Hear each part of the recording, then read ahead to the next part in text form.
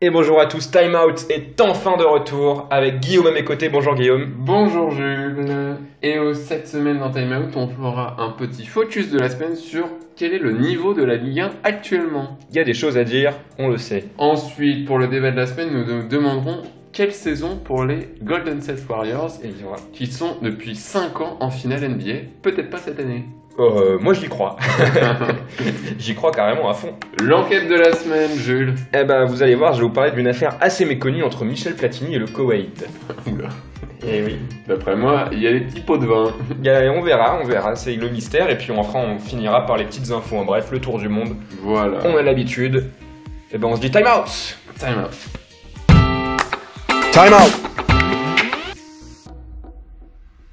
Et donc, pour commencer sur ce focus de la semaine, le niveau de la Ligue 1. Un niveau, donc le plus faible écart entre le deuxième et le 19e depuis 2012. Donc ça faisait 7 ans, et 2012, on se rappelle, hein, les belles années Ligue 1 en 2012. Hein, c'est-à-dire que personne, c'est avant PSG Qatari. Qui est champion en 2012 Montpellier Lille, PSG, non, ça doit être Lille en 2012. Et Lille 2012 ou Montpellier peut-être en 2012. Enfin, en tout cas, la saison avant Qatari où il y avait globalement un niveau d'une faiblesse monstre en Ligue 1 avec Lyon, les grandes années Danic, Gomis, Marseille. Danic peut-être pas encore, mais les bonnes mères en fin de vie. L'après Lucho Gonzalez. Enfin bon, on était sur une période bien triste. Et cette année, on a quand même un podium, si on enlève le PSG, composé des très belles écuries, un monstre d'écuries, le beau jeu, Angers et Nantes. Voilà, donc Nantes qui est quand même toujours 3e, ça fait quand même 3 défaites d'affilée. Donc respectivement à 20 et 19 points, donc on est bien en dessous du 2 points par match pour Angers. Donc on est à 20, donc 2 points par match, ce serait 24 dans Nantes, 2 points par match, et à peu près à quoi tourne le second. Donc là on est quand même bien en dessous, et donc après ça patine, mais il faut savoir qu'entre Angers qui est 2e, et Monaco qui est 15e, il y a 5 points. Donc ça se tient en 5 points pour 13 places. Je te trouve d'un mépris envers les petites équipes de l'Anjou. Pardon, mais moi c'est une région que j'adore. Vendanjou. Petit Vendanjou. Alors, je t'annonce que pour ce petit focus, je vais me faire un peu l'avocat du diable. 25 €. Et je vais défendre tant bien que mal. Tu vas défendre un défendable ? Tant bien que mal, je vais tenter de vous défendre cette Ligue 1. Parce que j'aime la Ligue 1.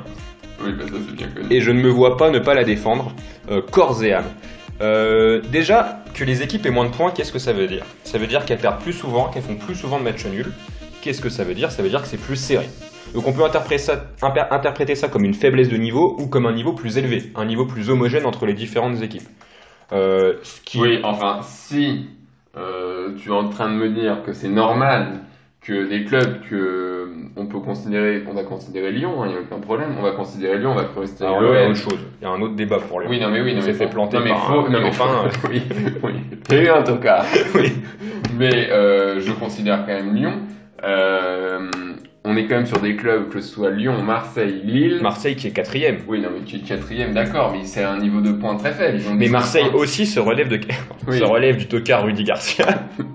Et nous, le tocard Rudy Garcia nous relève. Non. Mais Marseille, je suis désolé, mais par exemple, c'est encourageant, Marseille avec Villas-Boas. C'est encourageant, sur les 5 derniers matchs, une victoire, une défaite, un nul. On essaye de se débarrasser 2 victoires en 5 matchs. Des trop de matchs. Moi, je trouve ça très encourageant, je vais pas te mentir. Si Marseille marche bien, c'est notamment parce que Mandanda est revenu. Moi, je te rappelle aussi que le classement est un peu faussé parce que le Nîmes-Rennes avait été annulé et qu'il n'a pas été joué depuis. Oui, c'est vrai. Donc le classement est complètement faussé. C'est à prendre en compte. Il pleut à la costière. Oui, c'est vrai que Nîmes, on s'en fout. De toute façon, Nîmes, en ce moment, joue plutôt avec une équipe de DH. Comme a dit l'entraîneur en début de saison, je n'ai pas d'équipe. Il n'y a rien qu'à changer. Donc globalement, Nîmes. Sans que le président se sent plus à l'aise en Ligue 2. Voilà, ça va y retourner les 2 pieds dedans. Voilà. Non, mais moi, ce qui me gêne quand même, c'est ça. C'est que les grosses écuries ne sont pas à leur place. Alors, ils ont tout loupé leur début de saison. Lille, Marseille, donc Marseille 4e, Lille 5e, Lyon 10e et Monaco 15e, si on peut considérer Monaco encore comme une grande écurie. Bon. Il faut, je pense. Voilà, mais bon, vu l'attaque qu'ils ont, Ben Yedder et Slimani, on est quand même au-dessus. Qui est arrivé en cours de route. On est quand même au-dessus de l'attaque Ben d'Angers. Yedder Slimani qui est arrivé en cours de route. Non mais merci, enfin l'attaque d'Angers là, avec Baoken et Casimir Alors, Menga, Angers, j'ai mis c'est que... ça la deuxième meilleure équipe de Alors, Ligue 1. Angers, je vais te dire, Angers, ça fait 3 ans qu'ils ont un effectif qui est hyper stable, avec le même coach, les mêmes joueurs, les Pierrick Capel, les Ah oui. Baptiste De Santamaria, toute façon, Angers, on connaît les Thomas Mangani, etc. on en met 11 devant et on met un but sur corner. Non, mais à un moment, ça paye aussi d'avoir une stabilité, d'avoir des joueurs qui se connaissent, un coach qui reste en place. Donc Angers, c'est... Alors certes, ils n'ont pas des grands joueurs, parce que je trouve qu'il y a une plus grande diffusion en Ligue 1 des talents internationaux et étrangers. Par exemple, on voit qu'à Nantes, il y a Fabio qui a joué à Manchester United, il y a Alban Lafont, il y a Marcus Coco qui suit les espoirs. Ah, bien sûr que si. C'est Raphaël. Les deux ont joué à Manchester United. Après, il était à Middlesbrough. Ça, c'est rien. Koscielny est à Bordeaux. À Saint-Etienne, on a Cazerie, on a Boudboust, Cabaye. À Montpellier, on a Andy Delors. Non mais. Attends, Cabaye, Koscielny, tu vas pas nous sortir tous les Français en fin de vie là qui. Alors, Koscielny non, à Bordeaux, Koscielny, c'est très fort. C'est dramatique. Mais c'est pas dramatique du tout. T'as vu la à Nice, t'as Casper Dolberg, t'as Adamounas, à Rennes, t'as Mbanyang. Bordeaux, ils en prennent 3 par match. Non, mais d'accord, mais je trouve que les talents sont plus diffus en Ligue 1. On n'a pas 2 équipes qui trustent ou 3 équipes qui trustent tous les internationaux. Derrière, je trouve que les équipes de Ligue 1 arrivent de plus en plus à ramener des joueurs qui sont pas des joueurs monstrueux, mais des joueurs intéressants. Oui, enfin. Et ça fait partie, c'est ce qui est aussi en cause, qui fait que le championnat se resserre et que c'est plus dur de gagner aujourd'hui. Mais on gagne pas facilement. Il se resserre vers le bas parce que quand on regarde dans le top 10. Peut-être, un mois après. Il se resserre vraiment vers le bas. j'ai Parce que toujours quand dit. dans le top 10, t'as Brest, Reims, Nantes et Angers. Non, mais le top 10 après 12 journées. Non, bah oui, bah après 12 journées, quand même, si on compare à un championnat qui. Brest, tu la retires les 3 Tu points vois qu'ils prennent contre Lyon. Oui, non, mais d'accord. Mais il y a des clowneries aussi. Mais- Lyon a faussé le championnat. Non, mais de toute façon, c'est pas ça la vraie question. C'est. Tu me dis le championnat est plus serré et tout. D'accord, mais alors, Objectivement. si on compare sur un championnat qui est 10 000 fois plus relevé dans un niveau homogène, la première ligue. Globalement, en première ligue, on va pas se mentir, il y a deux tocards en fin de vie là. Il y a Watford et Norwich qui sont pas terribles, mais sinon, il y a que des grosses équipes. Le deuxième, avec 11 journées, est quand même à 25 points. Le premier en est à 31, 23, et le cinquième est à 17. Donc déjà, entre le cinquième et le quatrième, une place, il y a plus d'écart qu'entre le deuxième et le 15e. C'est parce que c'est peut-être un peu moins serré. Non, mais, alors que le niveau homogène est beaucoup plus fort. Pour te dire, Manchester United et Tottenham... attends, on commence pas Oui, non, mais d'accord. à blasphémer. Il est beaucoup plus fort que la Ligue 1, mais au sein de la Ligue du championnat, par exemple, entre Man City et West Ham, l'écart est monstrueux. Mais pour moi... L'écart de budget aussi. Oui, l'écart de budget peut-être, mais pour moi, l'écart entre Man City et West Ham est pas plus grand que l'écart entre Lyon et Dijon. Hein. Non. Si, il est beaucoup plus grand. Après, tu prends Man City, ok, mais bon, si tu prends... Moi, je pense par exemple à un écart entre Lille et Reims, il va être plus homogène qu'un écart entre Manu et Aston Villa, tu vois. Bah, Manu est 10e. Hein. Bah oui, je sais, mais c'est que aussi ils chient un peu leur début de saison. Non, mais voilà, donc quand tu vois Manchester United et Tottenham qui sont 10e et 11e, là, ça te montre quand même le niveau qui est vraiment très relevé en première ligue. Mais c'est aussi, bon, certes, la Ligue 1 a des faiblesses avec certains clubs, c'est clair, mais ça homogénise, bon bref. Oui, ça mixte. Ça... non, ça rend le championnat plus homogène et c'est d'autant plus intéressant, honnêtement. Alors, non, c'est d'autant plus chiant. Ah non. Les soirs et Ligue 1, ça devient un drame. Le PSG perd maintenant. Ça, c'est inquiétant par contre que le PSG après 12 journées n'ait même pas 30 le points. PSG perd parce qu'ils ont perdu à Dijon et Reims, ils aiment pas l'Est. À domicile contre Reims. Oui. C'est la première fois. Domicile. Oui, c'était à domicile, ils ont pas marqué de but. Je suis sûr et certain. En tout cas, face à Dijon et face à Reims, oui, mais c'est parce que le Paris. Enfin, ils y vont. Après, on parle de tout le monde de la même enseigne, on ne cherche pas d'excuses, etc. Oui, non, bien sûr, mais ils sont pas concentrés. Mais de toute façon, on va enlever Paris, parce que de toute façon, Paris, ils vont rouler, ils vont encore finir premier avec 20 points d'avance. Oui, certes, mais là, ils sont même pas à 30 points après 12 journées. Ils sont à 27. Ça, ouais, d'accord. Bah... Mais oui, c'est pas exceptionnel. Mais c'est 3 surtout défaites. Quand tu vois que le 3e et le 7e de Ligue 1, Nantes et Reims, ont quand même inscrit en 12 matchs 9 buts. Mais moi, je suis heureux de pouvoir me dire que maintenant, Reims peut battre Marseille, que Nice peut battre Rennes et inversement. Alors, oui, d'accord. Alors, t'es peut-être heureux de pouvoir te dire, mais ça montre quand même que les cadors... Les petits clubs progressent. Alors, les petits clubs peut-être progressent, mais surtout les cadors régressent. Ouais, inévitablement, parce que ça s'homogénise. Non, pas inévitablement. Mais il n'y a qu'à voir les gens qu'on voit en Europe. Depuis quelques années, on voit beaucoup de diversité en Europe, en Europa League, du moins dans les clubs français, qui vont pas forcément se qualifier derrière. Non, mais On voilà. a des Strasbourg qui viennent se battre. Là, on a Rennes qui fait sa 2e campagne d'affilée. Alors, d'accord, le niveau européen, c'est autre chose. C'est inacceptable. Oui, non, mais voilà, c'est bien ce que je dis. C'est qu'on est tellement. Là, les clubs, ça montre cette faiblesse de Ligue 1. Ça se montre en Europa League. Les clubs européens de Ligue 1 ne sont pas foutus de battre des clubs ukrainiens hier, Alexandria. C'est parce que la Ligue 1 est tellement difficile à relever qu'ils sont claqués, les mecs. Alexandria et Cluj, je sais où c'est en Roumanie. Cluj, c'est en Roumanie. Voilà, donc on perd. Rennes a perdu ses 2 matchs face à Cluj et Saint-Etienne vient de faire un nul face à. Il n'est plus dernier de son groupe, Saint-Etienne. Voilà, cette information formidable. Ils ont fait un nul face à une équipe, d'après moi, où il y a 3 joueurs professionnels à peu près, qui doivent avoir à peu près le niveau de Créteil. Je crois qu'il y a un très grand joueur à Cluj. En national. Non, c'est pas Cluj là. Tu parles d'Alexandria ? Alexandria, voilà, qui n'est pas en Égypte mais qui est en Ukraine. Donc, après moi, le budget de l'équipe était à peu près quoi, ça doit faire 2 ou 3 paquets de Pépito. Quand c'est un bon mois. Vous donnez un billet de 50 €, vous avez les clés du club. Après, l'Europa League, ça garde toujours l'âme de Coupe d'Europe de l'Est, on va pas se mentir. Il faut toujours qu'il y ait un peu de ça, quoi. Mais bon, en tout cas, c'est pas l'âme de Coupe d'Europe française. Donc, et moi aussi, dans ce niveau de la Ligue 1, j'aimerais vraiment.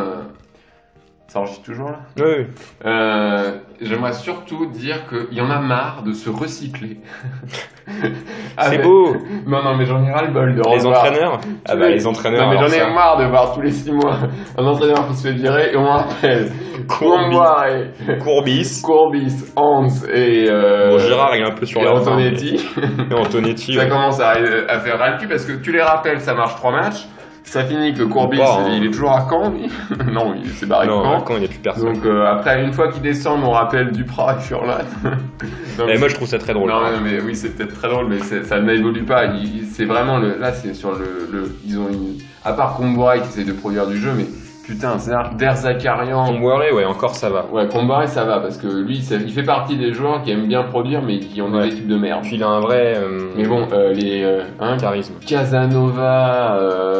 Casanova par Toulouse, il a pas. Oui, bah voilà, mais ça fait 15 ans de Toulouse, ils mettent 12 buts par saison, c'est une horreur.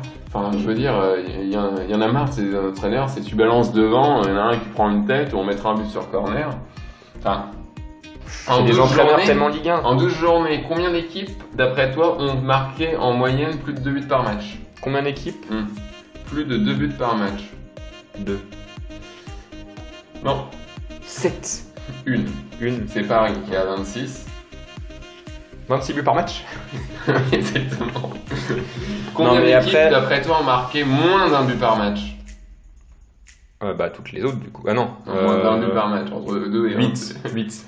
Alors là t'es très pessimiste. Alors, il y a Nantes qui sont 3e. T'as Reims qui sont. Alors les Reims-Nantes, les Reims, voir jouer Reims, ça doit être le pied, parce que t'as 9 buts pour et 6 buts contre. Le jour de 0-0, d'après moi, doit être magnifique. Ça fait 2. T'as Montpellier à 11. Dijon et Strasbourg qui ont mis 7 buts, donc là c'est carrément une catastrophe. Oui. Ça fait 5 équipes.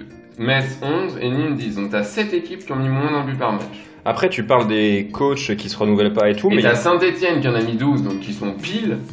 Brest qui en a mis 13 et Rennes qui en a mis 13, qui en a mis à peine un plus de 1 par match, quoi. Donc c'est vraiment. Là, c'était les multi-Ligue 1 cette année. On va calculer, je pense qu'il y a plus de cartons rouges que de buts. Bah, ça, c'est. Ça, mais oui, mais encore plus cette année-là. Ouais. Moi, Non, mais on parle des. Il y a eu des tests de faire venir des coachs étrangers qui. Bon, il y a Silvino, il y a eu Conceição, tout ça. La Ligue 1 n'arrive pas à faire venir des nouvelles têtes, je pense. En même temps, là, à Amiens, il y a le petit jeune Luca Elsner, ça se passe bien. Non, mais faut pas. Faut venir aussi des tocards. Bah non, pardon. Bah excuse-moi, Conceição, ça s'est bien passé, je trouve. Il était où? À Nantes. Non mais au petit, on va enlever Nantes, parce que Nantes, on peut pas entraîner Nantes. Combien d'entraîneurs ont signé un contrat jusqu'à 2022? Environ 8. Je sais pas. Par contre, non mais si, il y a un entraîneur étranger qui est venu, qui a fait du hyper bon boulot et qui est reparti, Lucien Favre par exemple. Ouais, lui suisse. Ah oui, mais il est étranger. Oui, bon. C'est pas parce qu'on n'est pas congolais. non, oui, certes. Là, il a amené une dynamique des gens, mais même, ça peut être des entraîneurs français, je m'en fous qu'ils soient étrangers, mais des gens qui ont un vrai projet de jeu, qui ont envie de jouer au foot. Parce que, il y en a marre, moi j'en ai ras-le-bol, ombre là de Thierry Loret là, qui est toujours le l'ivrogne là, qui en fout, c'est pas possible cette année Strasbourg là. Le mec il joue à 9 derrière, ils ont oh mais que tu joues à la maison contre Dijon, à l'extérieur contre Paris, c'est pareil. C'est un 5-4-1-1. Non mais Thierry Loret c'est encore autre chose. Non mais voilà, il n'y a pas que lui, même Dijon, il n'y a aucun projet de jeu, enfin c'est une catastrophe. Après pour cette Ligue 1 il y a des espoirs quand même, enfin des espoirs, qui sont des espoirs un peu qui peuvent prêter à débat, mais le nombre de fonds d'investissement étrangers qui est en Ligue 1 maintenant, colossal. Nice, Bordeaux, Marseille, PSG, Lyon, ils ont beaucoup de Chinois aussi dans les caisses. Ouais, mais alors Bordeaux ça fait... Bon. Ça marche pas. Non, mais de toute façon, le mec il est venu à Téléfoot présenter son projet, depuis il n'y a plus de nouvelles. Ouais. Il essaie de retirer ses billes. Il est venu un samedi après-midi au Matmut Atlantique, il a fait demi-tour. Il a vu de prévu de mettre 3 saucisses en privé. Non mais de toute façon Bordeaux, bon c'est pas dur, Bordeaux ça fait 10 ans que c'est de la merde. Ouais oui malheureusement. Mais Bordeaux de toute façon depuis le titre. Depuis Tigana. Ouais, c'était chiant. Non, mais c'est pareil, hein, tu peux prendre... Depuis Lolo Blanc. Tu peux prendre Sagnol ou Ramé, tu sais, il est en conférence de presse. Ouais, tu parlais sympa lui. Ouais, il va cramer. Bon, en tout cas, moi je suis pessimiste sur le niveau de la Ligue 1 et j'ai envie de renchérir que ce pessimisme se traduit, comme tu l'as un peu dit tout à l'heure, en Coupe d'Europe. C'est-à-dire que, bon, on va dire qu'ils sont jeunes et tout, Lille s'est fait ouvrir la gueule en Champions League et qu'on me dise pas qu'ils étaient dans un groupe impossible. Valence, pour moi, ça doit être du niveau de Lille. Attends, Lille c'est Ajax. Valence, Ajax et Chelsea. Oui. Bah c'est super dur. Bah, ça va, t'as vu les groupes de l'Euro, c'était... T'as vu l'effectif de Valence? Non mais oui, ça va, mais c'est Valence, ils ont pas pris le groupe. L'Ajax demi-finaliste, Chelsea, ils font la meilleure saison de leur vie depuis 5 ans. N'importe quoi, Chelsea, ça va, ils sont 4e. Non mais ils ont fait une série de victoires pas mal. Ils sont bien en ce moment, mais bon, me dis pas qu'ils font la meilleure saison. Non mais le groupe est hyper dur, c'est limite pas le groupe de la mort. Mais non, c'est le groupe le plus facile après Lyon. Bah tu te fous de moi, c'est super dur mec. Mais y a pas un gros. Bah Chelsea, Ajax et Valence, c'est 3 gros. Non, Valence c'est pas un gros. Ouais. Chelsea c'est un gros parce que les clubs anglais maintenant depuis 2 ans ils jouent les coupes d'Europe. Bon, moins l'Europa League. C'est un semi-gros, je préfère avoir Chelsea que Liverpool. Hein. Oui d'accord, mais... Bah non, mais c'est pas une tête d'affiche, attends, je vais... Mec, quand tu vas jouer à Stamford Bridge, que tu reçois Chelsea... Non, d'accord, j'ai pas dit les mecs ils ont une expérience monstre. J'ai pas dit que c'était aller jouer à Alexandrie, sauf que quand tu compares les autres groupes, ils étaient 4e. Ils auraient pu se retrouver, donc non, parce que... dans le groupe, tu peux pas te retrouver avec un Français, mais t'as eu PSG Real, ça avait notre gueule. Le Real, qu'est-ce que ça vaut par rapport à Valence C'est bien meilleur. Bah cette année, pas tellement. Si. Bayern, Tottenham, bon, excuse-moi, c'est quand même meilleur.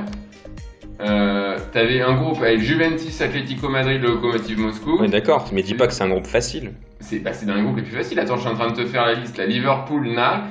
Barcelone, Dortmund, Inter, c'est lui le groupe de la mort. Le groupe le plus facile, de toute façon, c'est le groupe G, c'est celui de Lyon, avec Leipzig, Lyon, Zénith. Mais Ajax, Chelsea, Valence, je suis désolé. L'Ajax, ils ont perdu beaucoup de joueurs. C'était quand même un groupe homogène. Enfin, oui, l'Ajax avait perdu des joueurs. Ajax, Valence, c'est... Mais il garde Hakim Ziyech, Van de Beek, Onana... Non mais si on fait un pôle, là, on avait que des équipes qui étaient dans le, on va dire, seconde ou tiers de zone. Là, il n'y a aucune équipe qui est prétendante au titre. Dans tous les autres groupes, tu as un prétendant. T'en as un où tu sais tu vas prendre de branler. Là, et Lille, s'est fait ouvrir face à l'Ajax, a perdu face à Chelsea, face à Valence, c'est quand même décevant de prendre 1 point en 2 matchs. Voilà, donc quand même, Lille se fait exploser en Ligue des Champions. Lyon tient la route, on va dire, 2 victoires. Lyon, ça se passe honnêtement bien. Silvino aurait pu nous planter la LDC aussi. Ça se passe honnêtement bien, parce qu'honnêtement, on a vu ce match ensemble. Face à Leipzig, on a eu un cul monstre. On a eu un cul monstre. Contre Benfica, on n'a pas eu de cul, ça a compensé. On a eu, oui, bon après, c'était pas... Le Zénith, on n'était pas dedans, le match à 19h avec Silvino. Voilà, le Zénith, c'était un match nul. Mais voilà, donc à Paris, bon, globalement en poule, Paris c'est toujours très solide. Et alors là, la Ligue Europa, Strasbourg n'a pas passé les barrages. Bon, mais ils sont battus. Ils se sont battus. Ils sont bien battus, Strasbourg, honnêtement. Ils ont perdu face à Francfort. Dans la Ligue Europa, j'aimerais mieux pas en parler. Ça va plomber ton argumentaire, mais ça va leur en parler. Ah non, moi j'ai noté sur ma petite fiche, le niveau européen est quasiment inacceptable. Ah bon, on est d'accord, parce que quand même, la Ligue Europa, là c'est pas possible. On va pas me dire qu'ils étaient dans des groupes monstres quand même. Surtout qu'on a vu Rennes l'année dernière qui a fait un run monstre en Ligue Europa, on s'est tous emballés, on disait. Ils sont quoi l'année dernière, ils se font sortir par Arsenal, mais tu te souviens, ils se régalent. Oui, c'est vrai, là c'était beau. Là, c'était la prime de Julien Stéphan. franchement. Rennes est dans un groupe, bon, pas facile, mais bon, de là est à un point. Honnêtement, Ligue Europa, il n'y a pas de groupe facile parce que tu vas jouer n'importe où. Oui, tu te retrouves à jouer à la en rigueur, Ukraine, il joue machin. contre la Lazio, le Celtic et Cluj. Bon, c'est dur quand même. C'est pas un groupe facile, mais il y a mieux à faire. Louvre et Cluj, parce que la Lazio sont en perdition. Normalement, La Rennes Lazio, doit ils avoir ont- la 3e place solide, je pense. La 3e place, non, ils sont Ouais, en Celtic Cluj. Lazio, c'est dur quand même. Bon, ça va. Il y a un gap. Non, le Celtic, c'est pas un gap, c'est un club écossais. La Lazio, ils sont en perdition cette année. Rennes, si tu vois, si on compare, pour moi, Rennes n'est pas inférieur à la Lazio. Lazio, c'est la seconde zone italienne.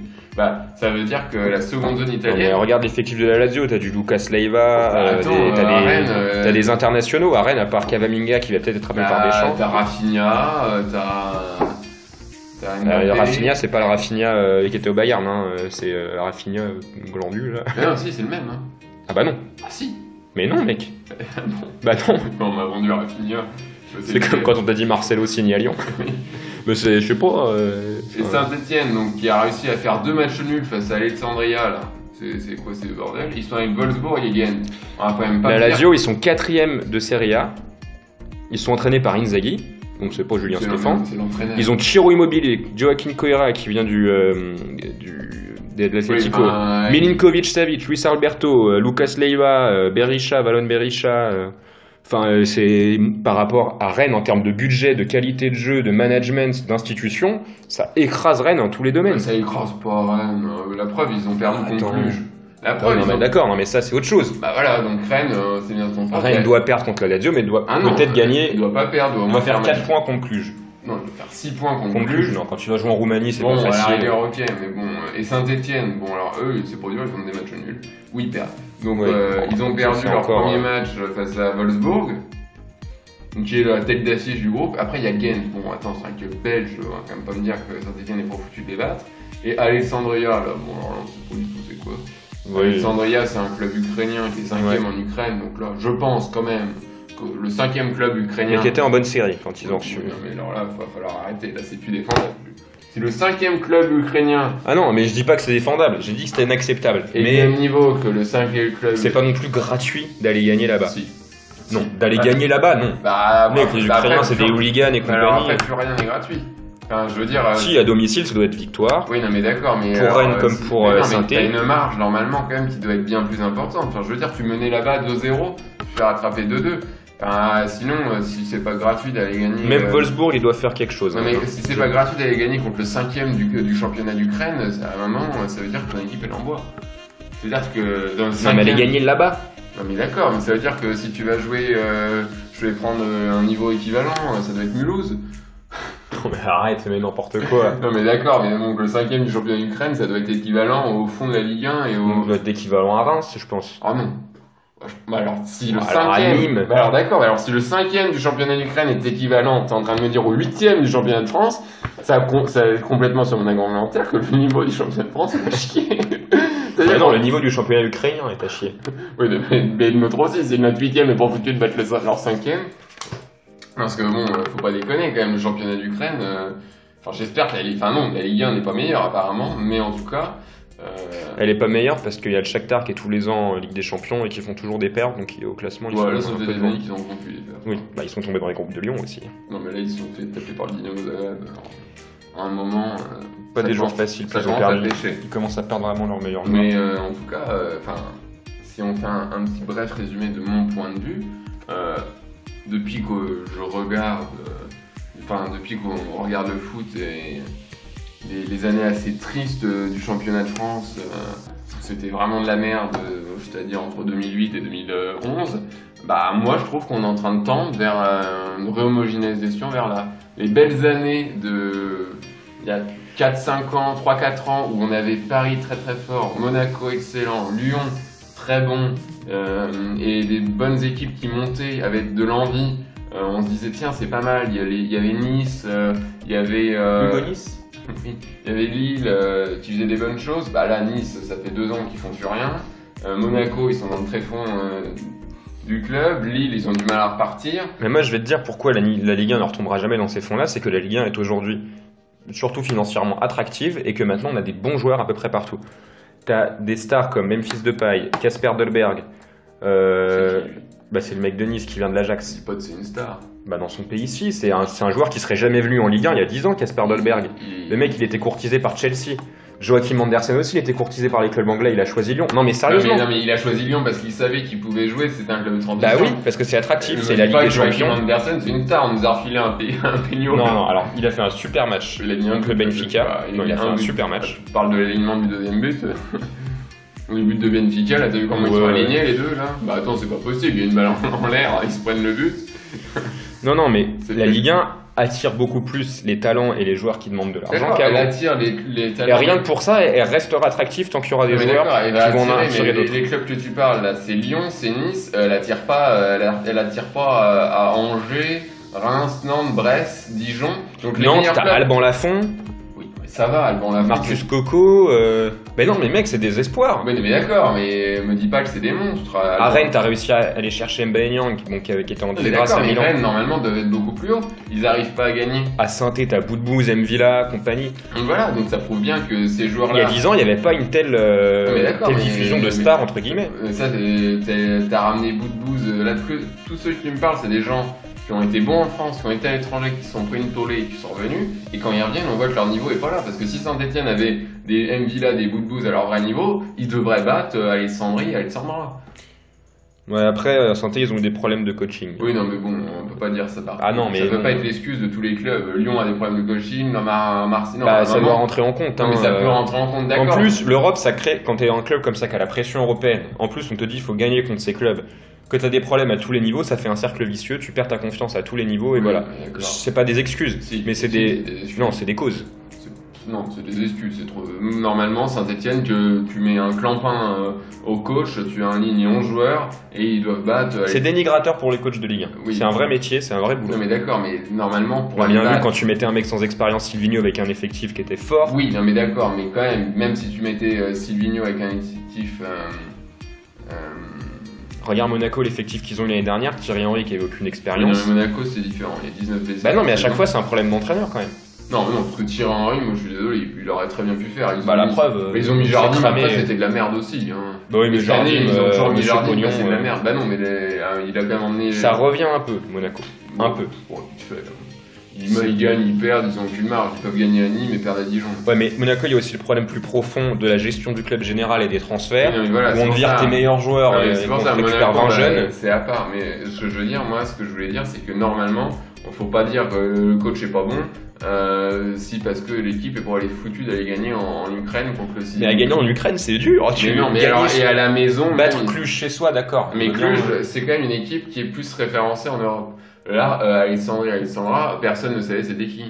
Je crois que Lyon les a joués en Europa League il y a une dizaine d'années. 5-6 ans plus tôt. Mais non, si, quand on avait fait le chronomètre Odessa, là, je m'en souviens très bien. Là où c'est. Alors attends, le match, j'ai une anecdote monstre, enfin tu vas t'en foutre. Mais le match à domicile contre Tchekonomètre Odessa, c'est là où se blesse Gaïda Fofana et qui se blesse à vie. Voilà. C'était très triste. J'adore Gaïda Fofana. Merci. Donc, il est super fort. Oui. Maintenant, du coup, il a la boutique, je crois. Ils ont essayé de le faire revenir dans le stuff, ça n'a pas marché. Voilà, donc il est parti vendre. Il vend des fripes à Lyon avec son frère en banlieue. Exactement. Donc, moi, si je veux, pour mon avis, la Ligue 1. Résume-nous ton petit point de vue. Si je dois résumer mon point de vue, c'est une des plus faibles Ligue 1 qu'on n'a pas vu depuis 8 ans. Les matchs, c'est une purge. Il y a vraiment, pour aller voir un but, c'est très compliqué. Les grosses cylindrées de Ligue 1, on doit les appeler, ne répondent pas présent. Aucune équipe, à part Paris, n'a une marge contre le 20e qui est Nîmes. Demain, il y a un Nîmes-Marseille, Nîmes-Monaco, Nîmes-Lyon. Je peux pas dire, je mets 200 balles, ils vont gagner sûr. Ok. Moi, je vais être moins critique. Je vais dire que déjà, je suis plutôt content de voir une Ligue 1 qui est serrée. Je vais dire aussi que les clubs reçoivent des fonds d'investissement et s'emballent à aller acheter des joueurs, faire des gros coups et tout, sauf que l'institution ne met pas assez d'argent dans le management général et ne prend pas soin de ce qu'il y a autour de son équipe, que ce soit ses coachs, son staff, la manière dont ils abordent les matchs, dont ils préparent le déplacement, l'équipement, je sais pas, la formation des jeunes, etc.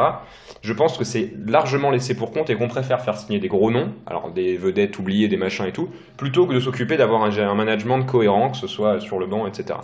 Donc je pense que ça, il y a un gros problème de coach en Ligue 1, clairement. Et le début de saison l'a montré dans beaucoup de clubs qu'il y a un problème de gestion autour des joueurs. Et qu'à partir de là, souvent c'est compliqué pour les joueurs. Alors, j'excuse pas les joueurs parce qu'il y a eu des performances inacceptables, notamment à Lyon, même avec le management de Silvino, il y a eu des performances inacceptables. Tu l'as dit, Rennes, qui a un effectif qui n'a pas tellement bougé depuis l'année dernière, doit gagner à domicile contre Cluj. Rennes doit logiquement être au moins 5e aujourd'hui, derrière Lille, Marseille et Lyon. Strasbourg doit être dans ces eaux-là aussi, donc tout n'est pas excusable, mais je pense qu'il y a un problème qui vient de l'institution des clubs qui gèrent mal leur équipe au sens large, c'est-à-dire qui gèrent mal leur club. Et que c'est un truc qui nous pénalise depuis longtemps en Europe, cette gestion. On a vu que le PSG ne sait pas préparer les grands matchs en Europe. Moi, quand tu dis il y a des grands noms qui signent, déjà je mettrai un guillemet, parce que on va pas... Non, il y a des grosses signatures. Casper Dolberg, c'est une grosse signature, que tu le veuilles ou non. Si, que tu le veuilles ou non. Merci, tu non, mais mec, c'est 95 millions. Non, mais d'accord, mais c'est ça une grosse signature. Tu vois Nice mettre 200 millions. Non, mais d'accord, mais me dis pas que Casper Dolberg, c'est une grosse signature. Si, au niveau de Nice, au niveau de la Ligue 1, pour moi, c'est une grosse signature. Il y a un vrai problème de talent. Quand tu regardes un match le samedi soir, il n'y a pas 3 passes qui sont alignées. Oui, mais d'accord. Alors me dis pas qu'il y a un niveau qui monte avec des grosses signatures alors que les joueurs sont pas foutus de faire 3 passes. Et qui c'est qui s'occupe de la gestion tactique? Non, un joueur professionnel, on me dit pas que c'est l'entraîneur qui va faire les passes. Non, mais je t'ai dit que je me ferais l'avocat du diable dans le focus. Je suis d'accord qu'il y a une faiblesse, que le samedi soir c'est un enfer. Non, mais même pas forcément le samedi soir, même et les que même on regarde la Ligue 2, c'est clairement un niveau qui est catastrophique si on ose comparer à la Championship anglaise par exemple. Non, mais la Ligue 2 c'est vraiment de la merde. C'est d'une faiblesse énorme. Et je suis d'accord que la France a un problème à ce niveau-là. Et moi je te donne pour moi une des causes qui est un problème d'institution. La Ligue 2 c'est pas dur, vous prenez n'importe quel match, vous lancez une pièce, pile ou face, voilà. Si vous voulez varier. Oui, il y aura un carton rouge, alors ça, voilà. Il y aura un carton rouge ou 2, par contre, c'est une merdasse. Horrible. Non, mais voilà. Ça montre également, à chaque fois, ça montre que le fond de Ligue 2, le haut de Ligue 2 et le fond de Ligue 1, c'est globalement pareil, parce qu'à chaque fois, ceux qui montent, ils sont toujours entre la 10e et la 20e place. Angers est toujours là. Voilà, mais Angers, ça fait un bout de temps qu'ils sont Oui, mais ils sont montés, ils ont fait un gros run. Oui, mais ils sont maintenus avec le même effectif quasiment. Oui, parce que c'est normal, parce qu'Angers, ça fait partie. Là, Angers, il y a un management qui est cohérent. On brade pas tous ces joueurs, on rachète pas n'importe qui, on garde le coach, on encadre les joueurs, et Angers, voilà. Voilà, ça fait 5 ans qu'Angers... Que le club gère bien son club. Voilà, par contre, ça fait 5 ans que Angers, ça met un but sur corner à chaque match. D'accord. Ouais. Mais tu vois Monaco qui a la politique, ok, on prend des jeunes, on en prend 15, on va en vendre 20 l'année prochaine, on va les faire doubler leur prix, on va les acheter 300 000, on va les vendre 4 millions. Monaco, ça fait maintenant quelques années qu'ils essayent de faire ça et on voit que ça ne peut pas marcher, tout simplement. Oui, ça marche plus. Mais bon, et là, c'est aussi un problème de club. Au moins, ça a marché. Ils ont le mérite. Mais la première saison, ça a marché. Non, l'année où t'as Falcao qui est arrivé et compagnie. Ils ont quand même été champions de France. Oui, avec Mbappé et tout ça. Champion de France et demi-finale de Champions League. C'est vrai. Ils ont eu une super bonne saison qui est en grande partie due à Mbappé. Ils ont eu 3 bonnes saisons. Après, ça a merdé. Non, parce que je me souviens que dès la deuxième saison, on a dit ouais, c'est un feu de paille et après, c'est à peu près revenu et tout. Ils ont fini deuxième quand même. Mais la deuxième saison, ils sont deuxième, premier. Mais non, c'est quand même. Mais très vite, il y a eu cette politique d'acheter n'importe qui devant tout le monde. Mais là, c'est une politique de club. Bah ouais, c'est ce que je te dis, c'est que il faut aussi blâmer les clubs et pas que les joueurs. Et mais là, pour. Enfin bon, je pense qu'on a développé nos idées, ouais, on a fait le tour. Oui, après Monaco, c'est un peu un cas à part. Les propriétaires. Non, mais je trouve que la comparaison entre Angers et Monaco est assez parlante, quoi. Au niveau de la gestion de l'institution, de la part du club. Sans parler de coaching, de joueurs, de signature, machin, la façon dont ils gèrent leur club, c'est deux écoles opposées et on voit qu'il y en a une pour qui ça marche. Angers n'a jamais été en Europe et tout ça, mais Angers était arrivé en Ligue 1 et c'est toujours maintenu top 10, il me semble. Ils n'ont jamais fini en top 10. Ouais, top 15 quoi. Enfin, jamais été en barrage. L'année dernière, 13ème. Angers, c'est toujours dans le fond 14ème. Mais Angers, ça a jamais été ne serait-ce que relégable. C'est 12ème. Un barrage. Oui, d'accord, mais pas mal les barrages. Non, mais c'est une équipe qui est dans le milieu, voilà. 13e, voilà, c'est le niveau d'Angers. 13, quoi. C'est le niveau d'Angers, mais le management est très cohérent. C'est le même coach depuis 5 ans. Oui, mais il y a aucune ambition. Donc son ambition, c'est tous les ans être 13ème, quoi. Non, est-ce qu'ils peuvent avoir de l'ambition financièrement? Je sais pas, parce qu'ils n'ont pas de fonds d'investissement. Bah non, mais cette année, ils finissent 7ème. Là, je pense que l'année prochaine, ils auront plus d'ambition. C'est comme ça que grandit un club aussi. Hein. Oui, mais tu peux pas demander à tous les clubs d'avoir un milliardaire qui débarque et du jour au lendemain, ok, on va Champions Project. Tu peux pas gagner tous les matchs 1-0 au moment où ça tourne. Non mais peut-être, mais il n'y a pas que l'argent qui fait monter un club, il y a aussi le travail. Tu peux pas dire Champions Project parce que tu fais venir un milliardaire suisse du jour au lendemain. Quoi. Oui, mais là, tu vois, Angers, demain, ils sont 18e, c'est possible aussi, tu vois. Non, je pense pas. Ils ont 6 points d'avance, on verra. On verra à la trêve. En tout cas, voilà, c'était histoire d'appuyer mon propos et de comparer ce que je voulais dire sur la question de la gestion du club à plus grande échelle. Mais je pense qu'on a fait le tour. Et que, en tout cas, on s'accorde à dire que ni en termes européens, c'est plutôt inacceptable. Ouais. Même si je me suis fait l'avocat du diable à bien des égards, je suis d'accord pour dire que c'est inacceptable et que c'est lassant que tous les ans ce soit la même chanson sur les clubs français en Europe. Que ce soit en barrage, que ce soit en Europa, que ce soit en huitième de finale de Ligue des Champions avec le PSG. Même en groupe, moi je suis désolé, normalement pour moi, Lille n'a rien à envier à Valence. Enfin, quand tu regardes, tu sors le Barça, le Real et l'Atlético qui sont les gros du championnat espagnol. Valence, ils sont redescendus, ils étaient très bas à un moment. Ils étaient en Ligue Europa, ils avaient une équipe, ils l'ont remonté. Et Lille ne doit pas prendre un point en 6 matchs. En 2 matchs face à Valence. Ils doivent plus leur tenir tête. Ils doivent pas finir le dernier match, donc une volée. Après, mais je pense que les entraîneurs aussi se chient dessus quand ils arrivent en Europe. Parce que les mecs, ils ont tellement de pression et du coup, ils n'osent plus jouer. Et enfin, bon, c'est un autre débat après, mais en tout cas, voilà. Bon, en tout cas, c'était un gros focus Ligue 1. On va passer sur le débat de la semaine. Le débat ou l'enquête Vas-y, on va faire l'enquête. On fait la petite enquête. Time out. Et donc, on va passer à l'enquête de la semaine. Et cette semaine, mon cher Guillaume, je vais te parler de Michel Platini et le Koweït. Ça peut paraître assez rigolo. Alors, avant toute chose... Il leur a vendu des armes. On va en parler. Non.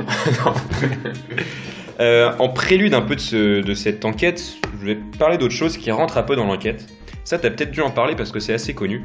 Coupe du Monde 82, qui se jouait, je crois, en Espagne. Coupe du Monde 82. La France est dans le groupe du Koweït, qui s'est qualifié pour la seule fois de son histoire en Coupe du Monde. C'était à la Coupe du Monde 82, de la Tchécoslovaquie et de l'Angleterre. Le Koweït, on le sait, c'est un émirat qui est dirigé par des superpuissances. L'émir à cette époque, c'est Jaber Al-Hamad Al-Sabah. Et son frère, et son frère est le président de la Fédé. Bon, voilà, ça se passe entre familles, quoi. Voilà. On sent déjà aucune corruption nulle part venir, on etc. On sait pas le chèque est à quel ordre. On sait pas comment ils sont qualifiés, déjà, premièrement. On sait pas comment, lors du premier match d'ouverture de la Coupe du Monde, ils font un partout contre la Tchécoslovaquie, qui à l'époque était pas dégueu quand même. Oui, bien sûr. Pavel Nedved et Thomas Rosicky. Ils jouaient tous en même temps. La France, elle, dans son premier match, s'incline 3-1 contre l'Angleterre. Et il y a ce fameux France-Koweït.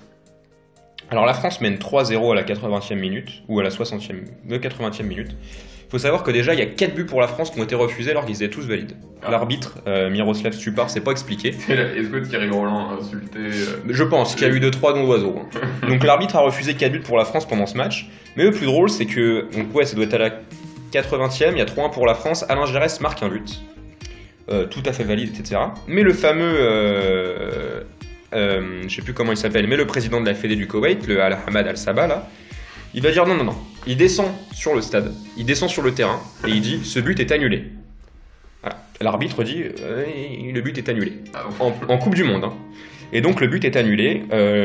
Michel Hidalgo, qui est le sélectionneur, fait un scandale monstre. Les policiers sont obligés de l'emmener hors du terrain parce qu'il fait un scandale monstre. L'arbitre est ensuite radié à vie de la FIFA.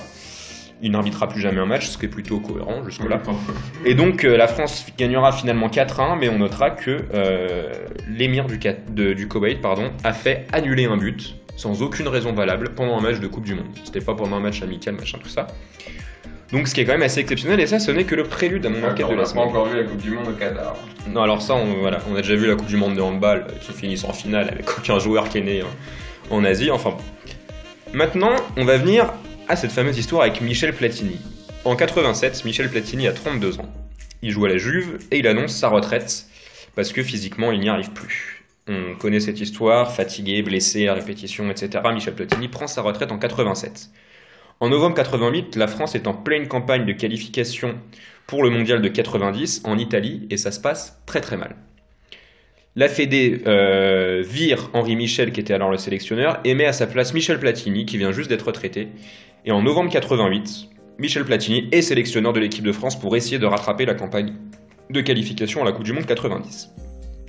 À ce moment-là, Michel Platini va recevoir, mi-novembre 88, une invitation de Jaber Al-Hamad Al-Sabah, l'émir du Koweït, en tant que représentant d'Adidas, une invitation business, pour assister à un match de préparation au championnat d'Asie des Nations que le Koweït va jouer. Le Koweït va recevoir l'URSS. Et là, personne ne sait ce qui s'est passé.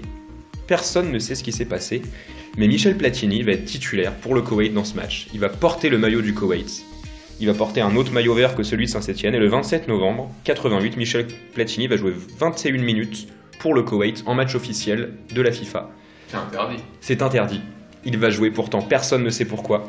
21 minutes. Il y avait un qui était malade. Alors certains pensent que l'arbitre n'était pas au courant qu'il s'agissait d'un triple ballon d'or qui avait joué pour l'équipe de France, ce qui paraît tout à fait probable. Peut-être le même leader qui était devant, parce que tu te rappelles, le Bercy qui a demandé à Nadal qui il était. Ah oui. Qui êtes-vous, monsieur? Bon, je sais pas.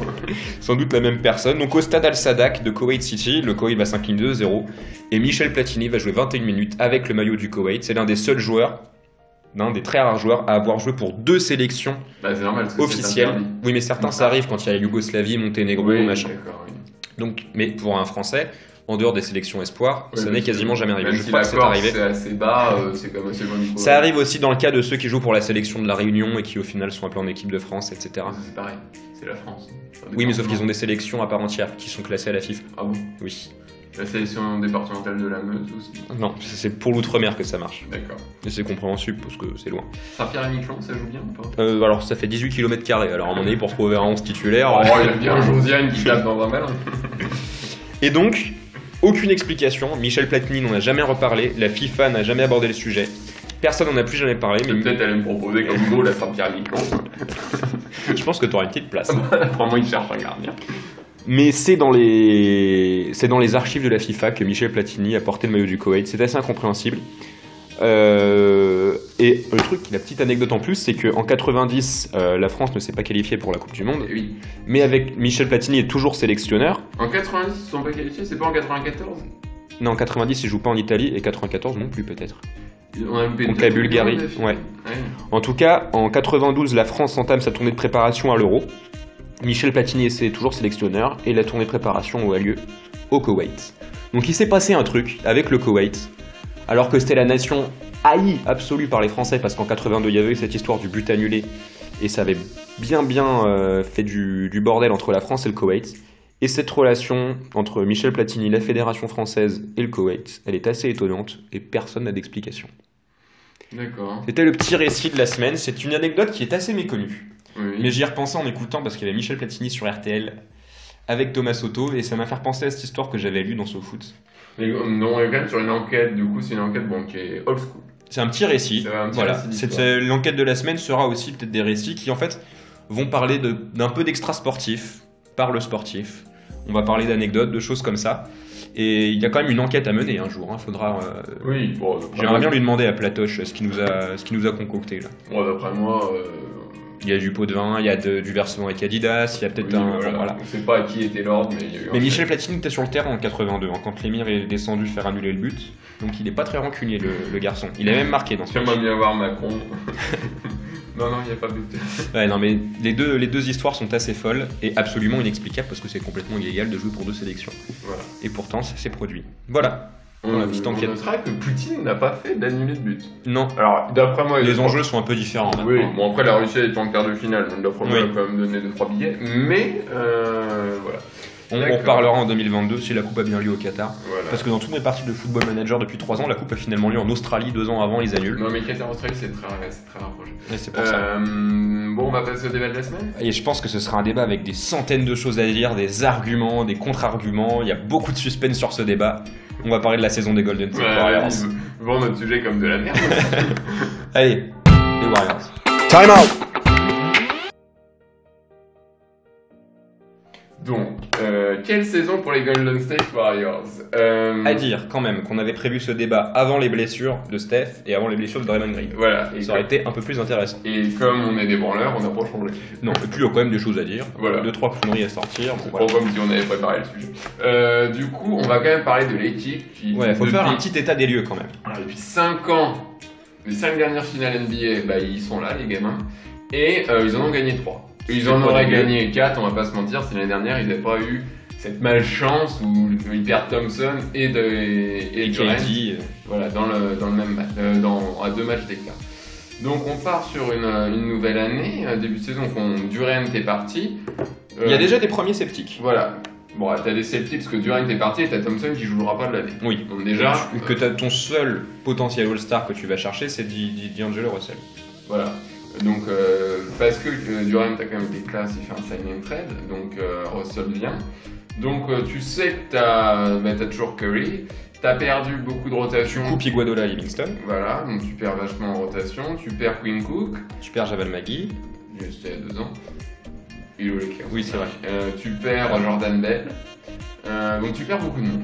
Tu signes quasiment personne. Enfin, Willie Cauley-Stein et ma grand-mère. Oui.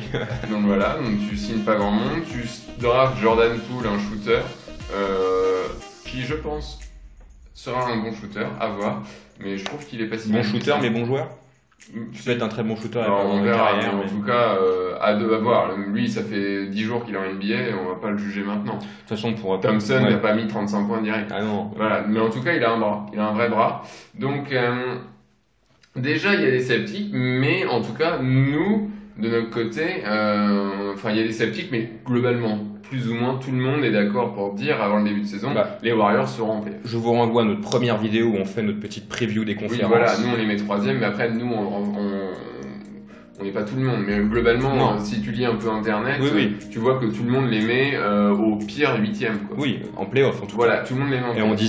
Et on était les premiers à dire, les Warriors, ça reste les Warriors, t'as Curry, t'as D'Angelo, tu vas trouver de la rotation, des points, tout ça, tu vas te démerder. On est d'accord. Et donc, patatras, les 5 premiers matchs. Alors, je n'ai pas vu le Warriors Clippers, est-ce que tu l'as vu le match, le Pan Night? Non. Voilà, moi non plus. Donc, on va le passer parce que bon, tu prends les Clippers, tu perds. Mais bon, il y en a 2-3 qui perdront. Oui, les Clippers. Si, en plus, je crois que je l'ai vu. Mais par contre, moi j'ai vu le second face à OKC.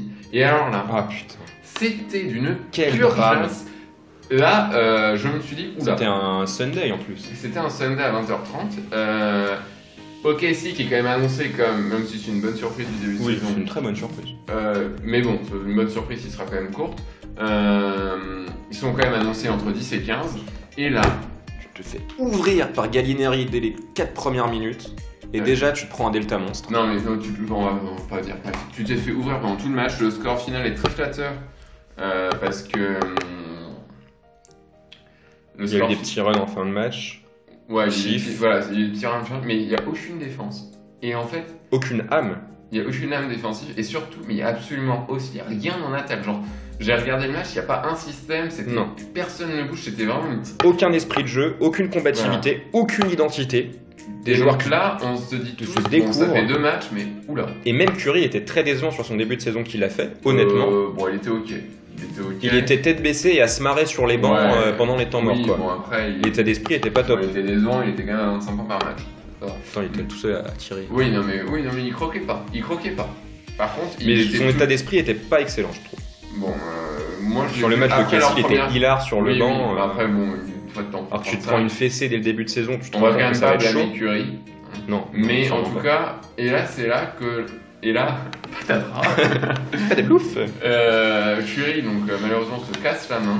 Aaron Baines lui tombe sur le cornet. Voilà. 3 mois donc d'arrêt. Et là, on est en train de se dire, est-ce que. Je vais te poser une question. Ah, tu me mets on the spot. Tu me mets on the spot, débloqué dans le corner. Bon là. C'est vrai que tu es un très bon shooter. On vous fera une vidéo un jour. J'aime pas beaucoup ce rire. Alors, est-ce que c'est pas la meilleure chose qui peut arriver au Warriors pour cette année? Pour moi, il va y avoir 2 possibilités. Parce qu'on sait que Steve Kerr est quelqu'un qui aime gérer et qui est très lucide sur ses gestions. Si, par exemple, c'est arrivé notamment la dernière contre les Bulls où Klay Thompson était en train de faire un record de shoot à 3 points, il était à 14 points, il l'a benché toute la fin du match. 14 points. 14 tirs à 3 points. Il l'a benché toute la fin du match, il s'en foutait du record, il voulait être lucide, cohérent, préserver son roster, etc. Donc là, pour moi, on va avoir 2 possibilités. Soit les Warriors vont avec dans ce néant, parce qu'on rappelle qu'ils ont perdu Draymond Green aussi, qui s'est blessé au ligament du doigt, qui va revenir probablement assez vite. Oui, j'ai vu, il revient dans 2 matchs. Bon, voilà. Et Kevin Looney qui est pas là non plus. Oui, enfin, bon, pour 2 semaines minimum encore. Kevin Looney, tu as récupéré Colestein, ça va. Je suis pas sûr qu'il y ait Oui, non, mais en termes de rotation, en termes de joueurs avec un minimum d'expérience au sein du roster, non, mais oui, quand même. d'accord. Mais voilà. Non, mais je le dis qu'il y a aussi des blessures. On peut parler des Colony, c'est quand même le step en dessous. Donc bon.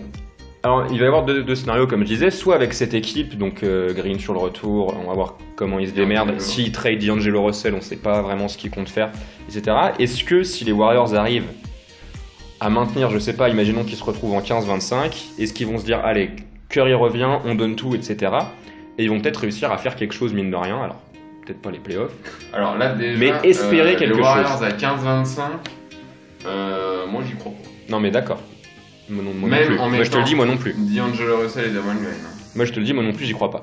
Et par contre, au cas inverse, si jamais la série, là ils sont à 2-6, si la série, là en plus ils jouent derrière, ils jouent quoi, j'ai vu Timberwolves OKC, Jazz Clippers. Non mais de toute façon ils ont une marge contre personne. Hein. Je sais pas si vous avez vu ce match horrible.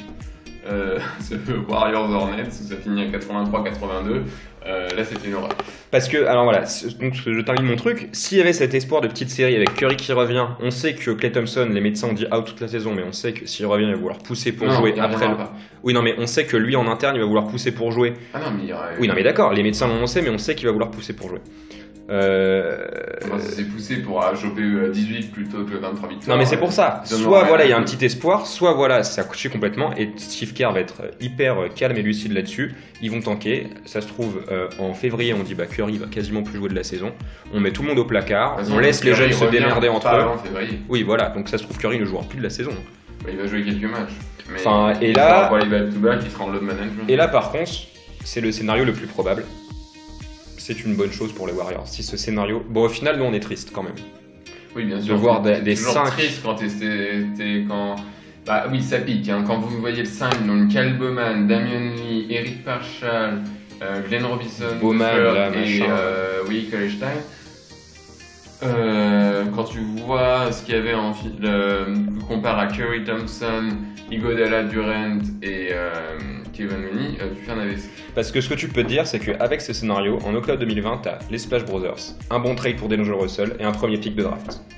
C'est très clairement probable. Alors moi, c'est là que je voulais dire, c'est que je pense pas que D'Angelo Russell finira la saison là, parce que honnêtement, il y a déjà des grosses rumeurs. Il a jamais eu une aussi grande valeur que, en fait, la blessure de Curry change complètement pour moi la saison cette année pour les Warriors et peut-être pour les années qui suivent. Parce que, je m'explique.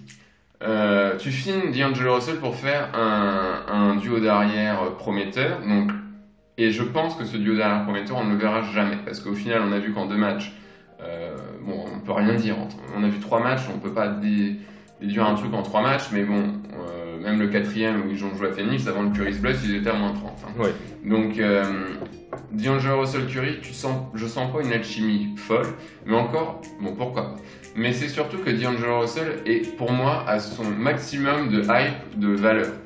Genre, pour moi, là, D'Angelo Russell, il vaut beaucoup. Il vaut.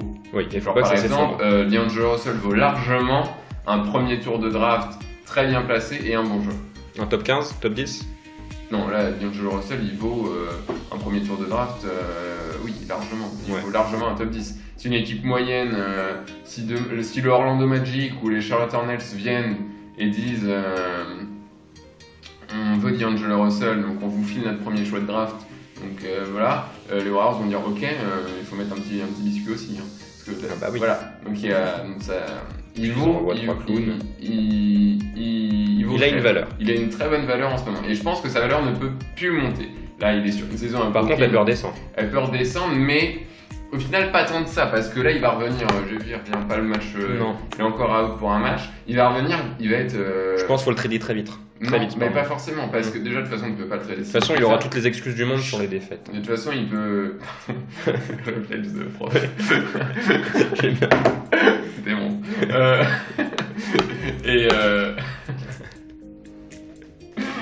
Tu peux pas le trader déjà avant le mi-décembre parce que tu viens de le signer. Ça, c'est... Oui. Donc déjà, il va finir l'année 12 décembre. Ouais, va pas niquer ma bougie, toi. Du coup, tu vas lui filer la goal parce que là, il va être la première option offensive. Il y a personne à côté. Bah, il y a que lui. Hein, donc, là, il peut croquer, il peut tourner à 25 points par match. Sa valeur va monter. Et les équipes qui cherchent un meneur, je pense tout de suite aux Timberwolves, aux Pistons, au Magic, il y en a plein là qui cherchent un meneur. Tu mets D'Angelo Russell, même tu mets D'Angelo Russell au San Antonio Spurs, ça n'a pas la même gueule. Hein. Voilà, et donc là, on arrive à ce moment, donc tu vas peut-être pouvoir aller chercher un bon jeune ou même à Miami, hein, tu mets D'Angelo Russell à côté de Jimmy Butler, mais ils vont aller toquer, ils vont leur dire oui, d'accord, mais on veut, parce que Miami, il n'y a plus trop de choix de draft. Surtout que Dragic est 6ème homme maintenant. Voilà, ok, on vous donne D'Angelo, par contre, vous nous donnez Tyler Hero, tu vois, ou vous nous donnez Bam Adebayo. À voir ce qu'en disent le hit. Mais en tout cas, donc je pense aussi que D'Angelo Russell finira pas la saison, mais je suis pas catégorique sur le fait qu'ils le traitent. Ils vont pas le trader dans l'urgence, je pense. Mais oui, je pense que avant le All-Star Game, il est plus là. Donc, tu te retrouves avec ton choix de draft qui est protégé par le trade de D'Angelo. Non, en fait, je parle de ton propre choix de draft. Le Golden State Warriors, ils ont un choix de draft protégé 1-20 au net. Donc ça veut dire que c'est dans le trade avec Durant. Donc ils ont les Warriors seront dans un 1-20. Hein. Il n'y a pas de suspense. Donc ils auront leur choix de draft qui potentiellement sera, vu comment c'est parti, potentiellement un top 8 de draft. Tu peux en plus te rajouter un autre premier choix de draft très bon et peut-être en plus un bon jeune ou des joueurs de rotation plus compétents que ceux de ta, hein, parce qu'il en faut aussi. Et là, tu arrives l'année prochaine, Curry revient, Thompson revient, et donc là, tu as Curry, Thompson, Green. Donc l'identité des Warriors dans le Chase Center. Toujours Kevin Looney, et tu rajoutes à ça peut-être 2 jeunes à fort potentiel et plus de valeur. Et là, tu te dis, ils sont repartis pour 5 ans. 6, parce qu'il peut avoir le premier pick de draft, même un top 2, top 3. Là, c'est clairement l'objectif, de toute façon, à voir dans un mois. Donc là, même si mais là, c'est champion NBA, quoi. Enfin, non, c'est pas forcément champion NBA, mais en tout cas... On attendrait... en tout cas, c'est pas forcément champion NBA, mais en tout cas, c'est de nouveau un candidat au titre. Oui, de toute façon, oui. Après, parce que même si cette année on les mettait haut, moi en tout cas je mettais pas les Warriors comme candidat au titre. Si on veut voir on parle de la saison qui arrive là, si on veut voir des petites lueurs, bon déjà c'est très dommage pour l'année du Chase Center. Est-ce que c'est construit sur un cimetière indien ou pas? C'est quand même une année, c'est quand même dramatique hein, quand on y réfléchit. Oui. Qu'en plus on en parlait il y a pas longtemps, on disait imagine que Curry se blesse et tout, on se marrait, bon voilà. Après oui, on la connaît je pense. Après les Warriors, ils ont quand même réussi à se construire une superbe fanbase qui est en plus hyper hypée par le stade grâce aux 5 dernières années notamment. Et donc l'espoir des Warriors, c'est que dans les matchs où c'est tendu, 4ème quart-temps, à 3 minutes, il y a égalité, c'est grâce à cette fanbase, au public et tout ça, à l'arène qu'ils ont, ça peut basculer en leur faveur et c'est là qu'ils peuvent espérer avoir des victoires, se créer des séries cette saison, etc. Mais de toute façon, c'est assez peu probable parce que le 5, déjà, il est très très triste. Même avec le retour de Draymond Green. C'est une équipe de G-League. Oui. Enfin, tu te dis, ouais. C'est pas dur, hein. Ceux qui jouent, c'est terrible. C'est soit des rookies, soit il y a des two-way. Ok, ici, les Wiz ont un meilleur roster. Ah non, mais de loin. Mais là, c'est clairement, par contre, c'est vrai. Hein. Là, c'est vraiment un sein de G-League. T'as combien de joueurs qui sont signés sous les 1 million dans le roster, quoi? Mais après, dans le roster, il y en a toujours, mais tu veux dire non, mais il y en a beaucoup. Ouais, voilà, c'est ça. C'est terrible. C'est incroyable. Mais les 2 joueurs, Kyle Bowman et Damian Lee, c'est 2 two-way. Hein. Et Eric Paschall, c'est un second tour de draft. Donc à un moment, là, quand ta 2e option offensive, c'est un second tour de draft, oui.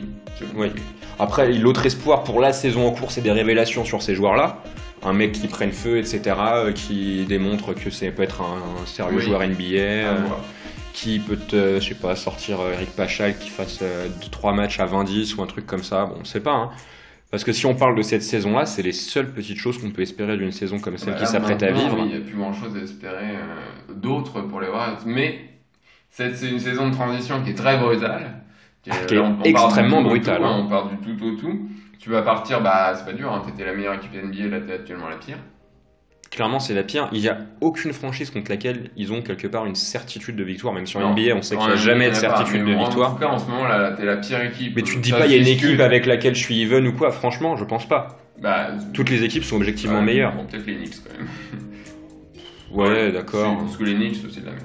Mais voilà. Fisdale, c'est de la merde. Oui, les Knicks aussi, il n'y a quand même pas non plus. Bon, c'est pas les mêmes. Reggie Bullock est blessé. Voilà, c'est pour ça. Mais donc, en tout cas, cette année de transition, pour le meilleur et pour le pire, à voir, j'ai envie de dire, pour les. Moi, en tout cas, cette année, d'un point de vue résultat, là, tu mets la saison au placard. Ouais. Mais bon, après, en même temps, j'ai envie de te dire, cette année, les candidats au titre, les Lakers, ça fait 6 ans qu'ils mettent la saison au placard. À un moment, c'est normal, hein. Tu perds. C'est quand même une équipe, et à un moment, tu perds beaucoup de joueurs. Cleveland, ils ont perdu LeBron avant qu'ils retournent en finale NBA. Voilà. Mais c'est quand même assez dommage parce que bon, il y avait le Chase Center, on l'a dit, tout le monde était hypé par la saison à l'Ouest. On reparlait de Curry qui disait MVP potentiel, machin, tout ça, mais on comme est tous les toujours ans. hypé par la saison à l'Ouest. Mais tu perds du challenger parce que c'était du challenger au titre, c'était pas du candidat au titre. Peut-être pas, c'est en tout cas du challenger sérieux. Tu te dis Curry va avoir tous les tickets shoot derrière la ligne, etc. Est-ce qu'on peut espérer une saison monstrueuse? Bon bah ce sera pas le cas, mais par contre l'année prochaine on peut espérer du un peu mieux. On va finir avec l'info en bref. L'info bref. Time out. Allez, on va passer maintenant aux petites infos en bref, le petit tour du monde, les petites bêtises, voilà. Le petit tour du monde, et ben, on peut noter l'actualité. Il y a une semaine et demie, Tiger Woods a gagné son 82e titre PGA et il est maintenant premier à égalité au record, donc bientôt il va le dépasser. Il a gagné ça au Japon, au Zozo Championship. Le Zozo Championship. Voilà, il s'appelle le Zozo Championship. J'ai tenu une friterie au Zozo Championship il y a 4 ans. C'était une belle histoire. On peut aussi dire que demain va démarrer la Fed Cup pour les filles. La finale de Fed Cup. La finale de Fed Cup contre l'Australie. À Perth. Contre Ashley Barty, évidemment, la redoutable Ashley Barty. On aura Garcia et Mladenovic titulaires en simple. Alors, vu le niveau du tennis féminin français, il y a de quoi s'inquiéter, mais derrière Ashley Barty, niveau tennis australien, c'est pas non plus colossal. Quand même, la future gagnante. Gavrilova, Daria Gavrilova, ah oui, je l'annonce encore une fois, Daria Gavrilova remportera un grand chelem. Je le maintiens. Oh, voilà. Mais après, voilà, en Fed Cup, c'est une autre ambiance, c'est des autres enjeux, c'est une autre histoire, donc tous les espoirs sont permis. Toi, t'avais un truc à nous dire sur les Boston Celtics? Oui, la petite analyse bon, ça fait longtemps, hein. La petite analyse drôle de la semaine, oui, ça fait longtemps, parce qu'on a pas fait l'émission de semaine, on l'a fait maintenant. On n'a pas changé. Du coup, c'est Taco Fall, le géant. Oh, Taco. Sweet Lou. Le géant sénégalais qui 2m18. Non, 2m30. 2m18. Ah oui, non, 2m18, c'est bol-bol. 2m30. 2m30, qui s'est cogné dans sa salle de bain, voilà, en se brossant les dents. Il a relevé la tête et boum, trauma crânien. Donc voilà, ouais. Faire des plafonds plus hauts pour Taco. Et du coup, il est out pendant 2 semaines. Et peut-être qu'il ne rejouera plus en NBA, malheureusement. Bon, si. C'est ce qu'on dit, c'est que, a priori, maintenant. Ça lui apprend Brad Stevens va faire ses rotations sans lui. Et, bon, c'est dommage pour le Taco. Et enfin, une dernière petite annonce. Moi, ça m'a bouleversé. En hockey sur gazon, la France va disputer son barrage olympique contre l'Espagne. Et elle s'est inclinée contre les Pays-Bas hier soir. Qui a marqué le but? Semir Zouzou et Jamiroquai. Voilà. Je suis bouleversé. Jamiroquai qui joue en Espagne. Oui. Mais ce serait beau d'avoir une équipe française, d'autres représentants français aux Jeux Olympiques. Donc on espère que ce barrage olympique contre l'Espagne va bien se passer, même si apparemment on est de très très loin outsider, il me semble. Des nouvelles de waterpolo ou pas? Waterpolo, non. Je crois qu'on est toujours sur la série de défaites qu'on a entamée il y a 3 mois. D'accord. Bon, je pense qu'on a fait le tour pour cette semaine. Je te propose que tu demandes un time-out. Time-out.